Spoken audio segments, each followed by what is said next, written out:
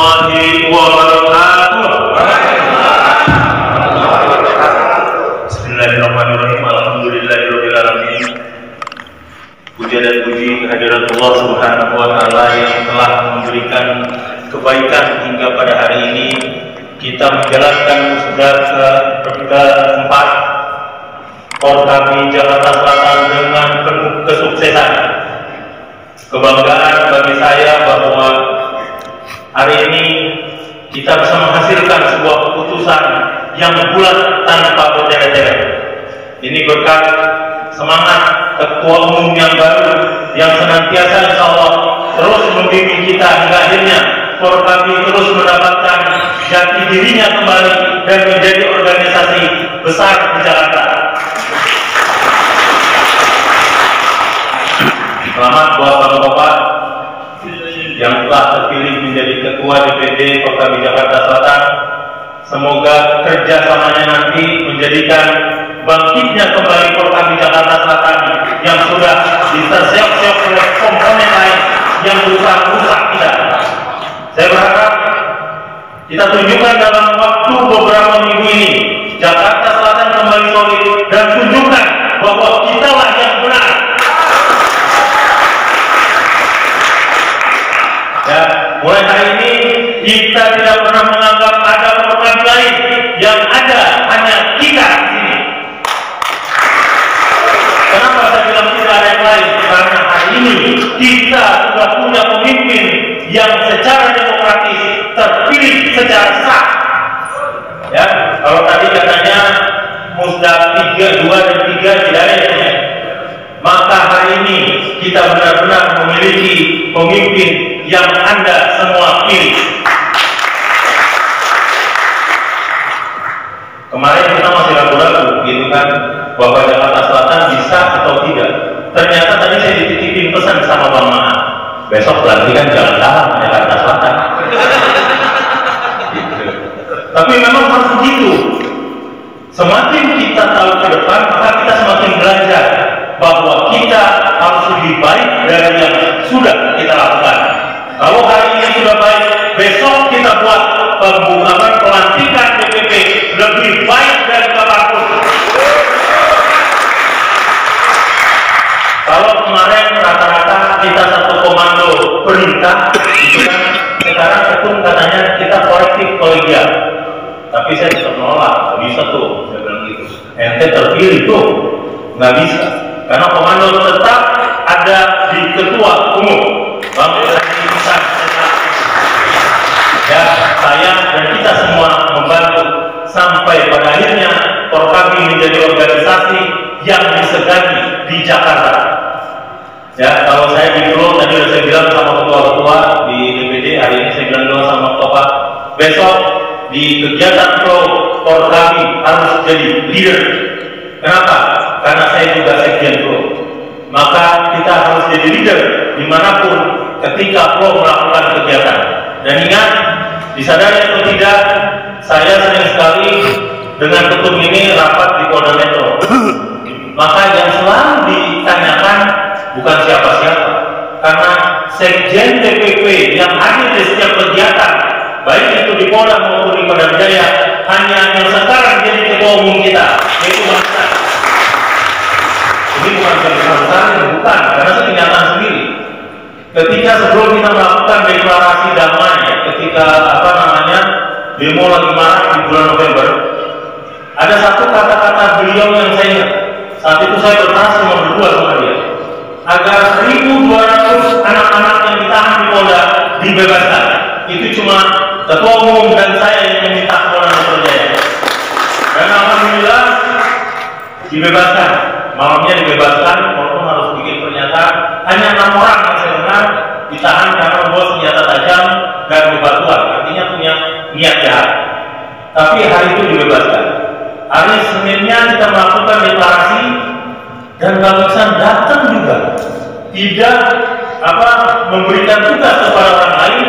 Sekjen datang di kegiatan itu.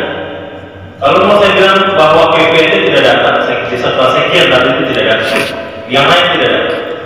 Artinya apa yang dilakukan ketua umum sebelum menjadi ketua umum harusnya menjadi contoh kita ke depan agar kita memperjuangkan apa yang ada di logo dada kita ini menjadi yang terbaik dimanapun. Sanggup nggak? Kalau kata beliau, Bang, besok abang jadi apa namanya yang selanjutnya di kota. Jawaban saya, jawaban beliau. Saya bilang enggak.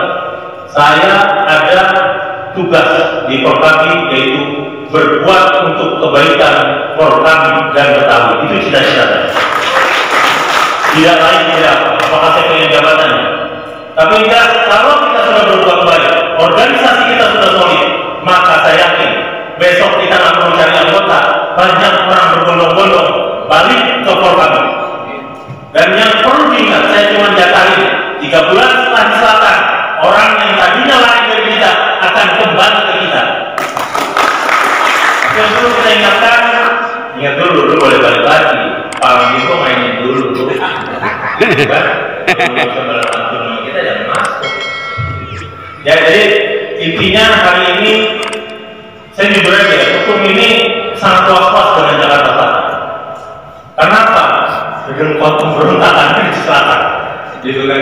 Sangat was-was. Saya bilang nyantai aja, sorry. Hari ini saya melihat dengan bantuan aparat keamanan yang boleh dibilang full 27 orang.